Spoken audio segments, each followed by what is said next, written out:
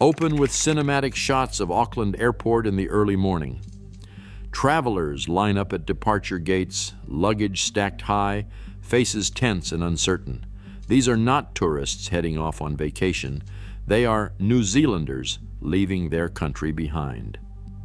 Between January and June 2024 alone, hundreds of thousands of citizens packed their lives into suitcases and boarded outbound flights. For every New Zealander returning home, 3 more were leaving. This marks the highest net outflow in the nation's history. Introduce the central question. How did a country once praised as one of the most livable places on earth reach a point where an entire generation feels compelled to leave? A young engineer, 31 years old, stands at the departure gate with her passport tucked into a backpack. She is leaving behind a job in Wellington, where her salary barely covered rent in a shared flat. In Sydney, she has been offered nearly double the pay and a shot at buying her own home, something that felt impossible in New Zealand. Her story mirrors thousands of others. The largest group boarding outbound flights are professionals in their 20s and 30s, many with university degrees.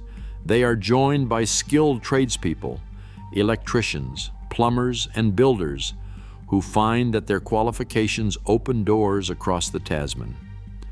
An Auckland plumber describes the decision as simple. A job offer in Brisbane means better wages, cheaper groceries, and a chance to save for the future. Recent graduates, too, are packing up. After years of study, they face entry-level wages that barely keep up with rising living costs.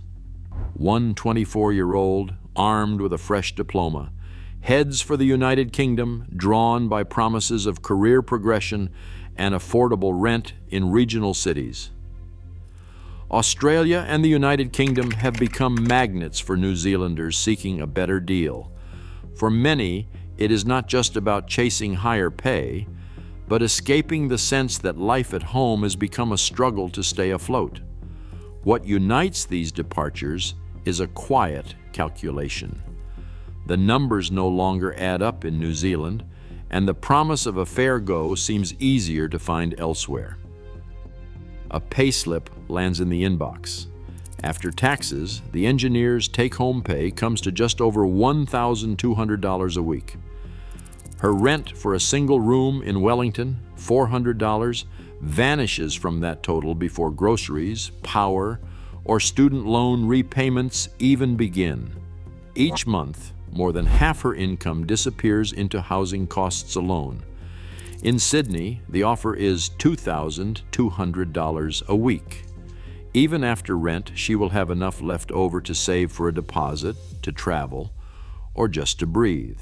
The numbers are plain. In New Zealand, the promise of a middle-class life has become a spreadsheet of compromises.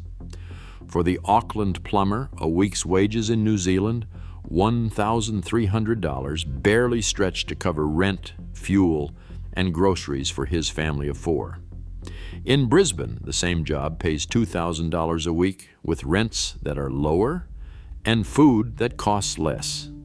The difference is not just in the bank account, it is in the ability to plan for the future, to imagine owning a home, to put something aside for the kids. The graduate's balance sheet is even tighter. An entry-level salary of $55,000 a year leaves her with $800 a week after tax. Her rent in Auckland is $350 for a room in a crowded flat. Add in student loan repayments and bills, and there is almost nothing left. In the UK, a similar role pays more, and rent in a regional city is nearly a third less. The calculation is not abstract. It is the daily math of what stays and what goes, of what is possible and what must be given up. A Queenstown tourism operator opens a ledger from 2019. Back then, international visitors filled every seat on her adventure tours, and tourism made up nearly 5% of New Zealand's GDP. The sector was a pillar until the borders closed. Recovery has been uneven.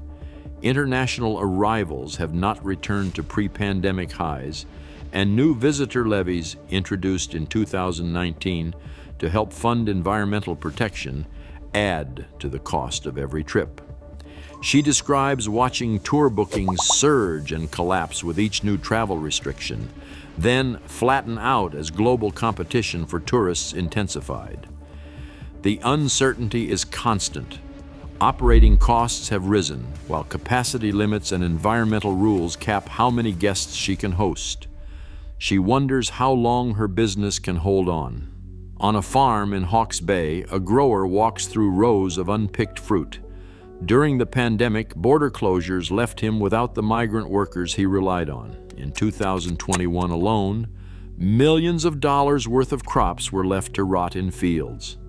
Even now, finding enough hands to harvest is a struggle. Compliance costs have soared as new rules target agricultural emissions. A single season's bill for nutrient management and methane reduction can reach tens of thousands of dollars, money that comes straight out of already thin margins. He has had to consider downsizing or even selling.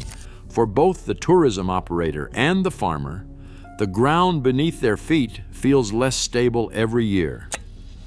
What once seemed like New Zealand's economic bedrock now reveals deep cracks, fragility that stretches far beyond household budgets. Interest rates began climbing in 2022 as the Reserve Bank of New Zealand tried to rein in inflation. The official cash rate, once at record lows, rose by more than 5 percentage points in under 2 years. For households, the impact was immediate. Mortgage repayments jumped, often by hundreds of dollars a month. Families who had stretched to buy a modest home found themselves squeezed by rising costs and stagnant wages. The unemployment rate, which had hovered near historic lows, started to tick up. Businesses responded by freezing hiring or letting workers go, especially in sectors already feeling the strain from weak growth. A central bank economist points to the speed of the rate hikes, saying they were faster than at any time since the early 2000s. He describes a wave of calls from homeowners struggling to refinance and from younger borrowers facing negative equity as house prices softened. The pain was not limited to homeowners. Renters, too, saw increases as landlords passed on higher interest costs.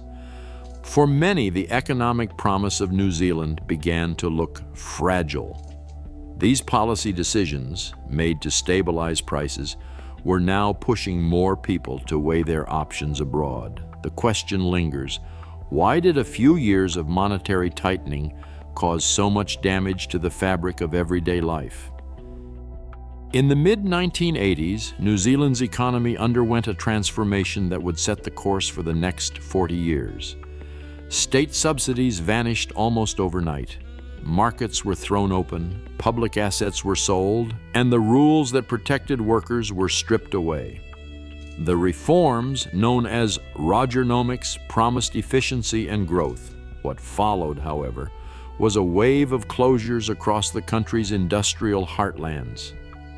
In December 1998, Toyota shut down its last vehicle assembly plant, costing more than 1,000 jobs and ending a chapter in local manufacturing.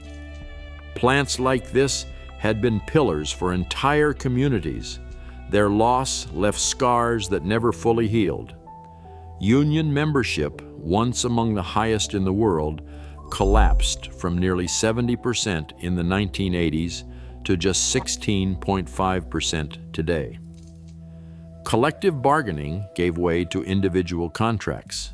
With workers negotiating alone, wage growth slowed, even as the cost of living climbed.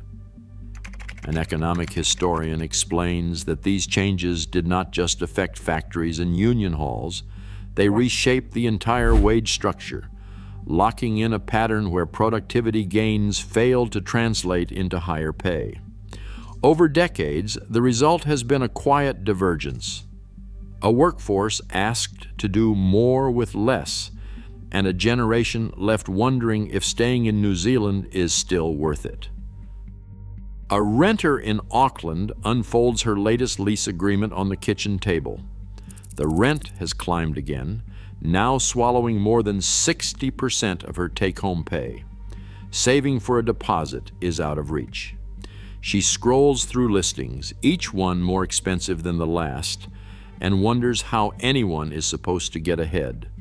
This is not just her struggle. It is a pattern repeated across the country. Over the last 3 decades, the gap between wages and house prices has grown into a chasm. A chart tracking median house prices against income since 1990 shows the lines pulling apart, especially after 2010. Incomes have barely budged, but property values have soared, fueled by tax incentives, easy credit, and a flood of investment money searching for returns. For many, homes have become less a place to live and more a way to build wealth if you already own one.